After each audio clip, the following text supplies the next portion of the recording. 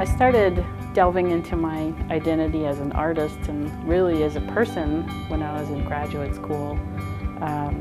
I got a lot of great advice from faculty there on how to address the concerns that I cared about in my work. The way that that started to manifest in grad school was in the form of these sort of didactic, heavy-handed narrative paintings. And once I finished school, I started to realize there wasn't a lot of room for the viewer in those paintings. And I started to sort of shift the way that I thought about my work and try to find something that would allow the viewer a bit more room to have an interaction and create meaning for themselves. The work that I am doing now, I started in 2004, and that really began the start of the drawings that I currently am making.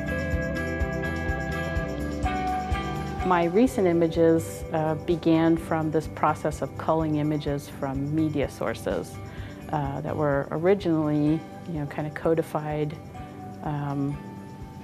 to reveal things about femininity. I would look through magazines and sort of design publications and just kind of cull images.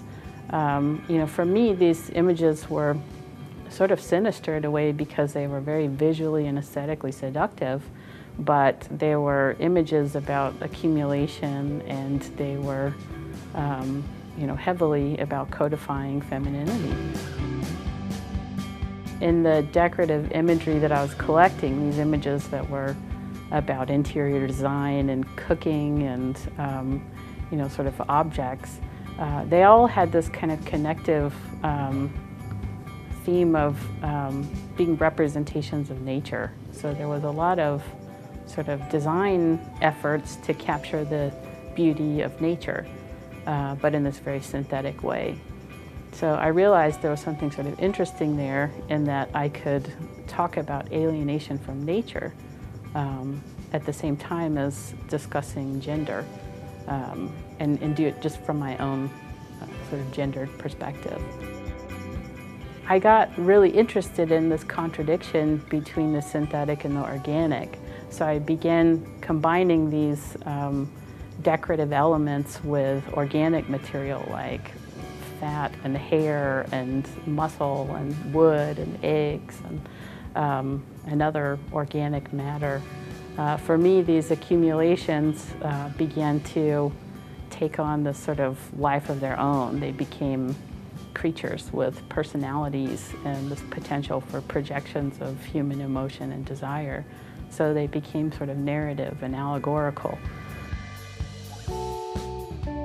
When I begin these drawings, I'll often begin by collecting images and collecting objects and sort of natural things.